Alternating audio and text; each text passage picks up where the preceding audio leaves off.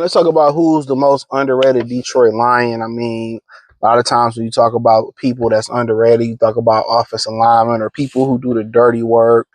Um, you know, um, or people that's unsung heroes. I mean, you can go Sam Laporta, you can go Frank Ragnow, Panisse Well. You know what I'm saying? Um, you can go a lot of different. Alexander Zoni, I think people started to see his worth out there and how good he is. I got to respect to him. I mean, you can just go on and on and on. But I think, the most underrated Detroit Lion is Jared Goff. And I'm gonna explain why. So check out Detroit Lions Top playlist, hit the link tree, find me everywhere. I think Jared Goff is the most underrated Detroit Lion. And I think everybody talk about all the talent being around him and he need this and he need that. But how many guys we seen with every piece of talent around him who ain't with 15-2? How many people we seen, really survive being a bust because he was in a bad place in St. Louis at the time with Jeff Fisher. And he was able to, bounce back and be MVP candidate. Without Todd Gurley, he couldn't do this. You know what I'm saying? Even when he did take the Rams to the playoffs when he was injured that last year, he did it. You know what I'm saying? He came to Detroit, survived. This just didn't have the talent. They put their stock into Tyrell Williams. He got injured damn near on the first drive versus San Francisco, right? He survived that first season. Then, the next season, they had a bunch of injuries. Other than that, they would have made the playoffs the second season resilient, balled out the second half of the season. And for the most part, it's guys that have everything. You look at Chicago last year. What didn't Caleb Williams have? Come on, you look at Jalen Hurts. He got everything. Got one of the most prolific running backs we ever seen. A.J. Brown, Devontae Smith, Heisman winner. You know what I'm saying? Zach Ertz, one of the greatest offensive lines in the world. Dak Prescott came in the league, the best offensive line. Zeke Elliott, one of the top running backs at the time. I mean, you just started to rattle some names off. I mean, who else we got around here? Minnesota. I mean, any quarterback they put in there, it's the same. Whether it's Case Keenum, whether it's Kirk Cousins, whether it's Sam Darnold. Come on, whether it was Diggs and what's the brother name? I like him a lot. Adam Thielen, Adrian Peterson, Dalvin Cook, Aaron Jones, Justin Jefferson, Jordan Addison, which I do like Addison. I love Justin Jefferson. Y'all know that's my boy right there. Wherever it may be, you go across. You go out to the 49er land, one of the best offensive lines. C-Mac McCaffrey, loved him. I was advocating the brothers. Oh, he just because he white. I'm just like, nah. He can play. Like, I watched him play at Stanford. I'm like, he can play. He ain't no Toby Gerhart. Y'all just saying shit, but he can ball. George Kittles, they had Debo, Brandon Knight. I mean, come on.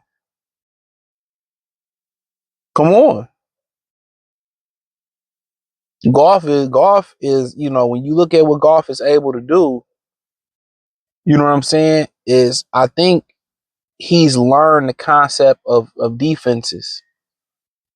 Now you look at Brock Purdy as, run, play action, go over the middle. You look at Goff, necessarily you don't need to play. I feel like they didn't do as much play action as I thought they should last year. But he's able to hit those option routes, those crossing routes, those outbreaking routes. You know what I'm saying? He's able to read the defense underneath and, put the ball placement. I mean, he's a mid-range assassin. He's like the SGA of football. When it comes to that short to mid-range thing, he does a great job with accuracy. And I think we don't put enough emphasis on how important the quarterback position is. What he's able to do and control with that offense. You could say, well, it's Ben Johnson. Then it was before Ben Johnson, it was Sean McVay. You know what I'm saying? So guess what? We'll see what happens. You don't think, oh, Stafford did it. Stafford had way more talent than he did. Y'all forget, dude had Odell. Cam Akers came back for that run. They had a Cooper Kupp. They had a hell of a team. Von Miller, Aaron Donald, Jalen Ramsey, I believe was on that team. Eric Weddle. They had they got possible 10 possible Hall of Famers and one of the greatest defensive linemen of all time, Aaron Donald. You know what I'm saying? Like, come on. Let's not act like he won with the same team. They made upgrades. No, his accuracy, he throws a catchable football. Seemed to be more of a leader than Calvin Johnson, Matt Stafford, Ndamukong Suh ever was.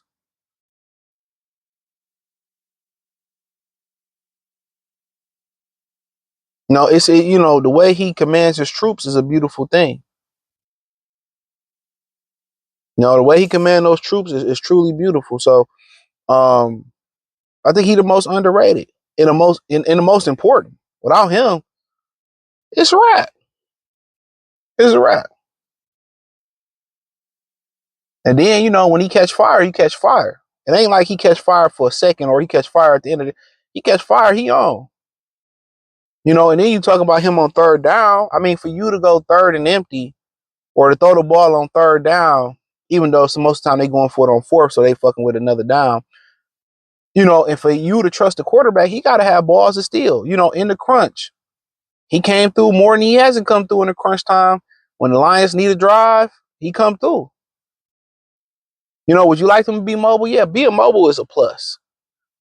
Because at some point, you ain't going to be able to run around like that. So every quarterback that's going to have longevity, they got to learn to play from the pocket. But the way he able to command the game, you know what I'm saying? And they look for in their offense that look for explosive plays. There's something to be said to be able to place the ball short and it can become an explosive play. If I place it here, can really St. Brown go over the middle or catch it short? No, he gonna get tackled. Or he gotta do a motion, get down. For me to be able to hit you where you need to be hit at, whether it's the numbers, lead you away, or in that option route, and I sit into that hole. You know what I'm saying? I just think he do a lot of things that we don't appreciate. I really do. A lot of those catch and runs they do, it's a product of his accuracy. Going over the middle, he do a great job from protecting St. Brown. Whether it's Sam Laporte, he do a great job in the red zone. So I think by far he's doing so underrated. Without him, it don't work. And I think the most deadliest thing about him is his Brady part of the game. When Brady lost Randy Moss and they kind of went to the dink and dak type of offense, that's what he do for Detroit. Like, you got to guard every inch of the field. Okay, you got to guard short and intermediate, and you got to tackle because you have to tackle because it's accuracy. Because if you don't tackle, it could be 6 from St. Brown and J-Mo. That's his accuracy. And then, if you play too tight to stop the run, they can go over your head with the deep ball. So, my opinion on it, let me know who y'all think the most underrated Detroit Lion is. Hit the link in the description. Follow me on X, Instagram, Facebook, wherever else I'm at. Check out Detroit Lions Talk playlist. Peace.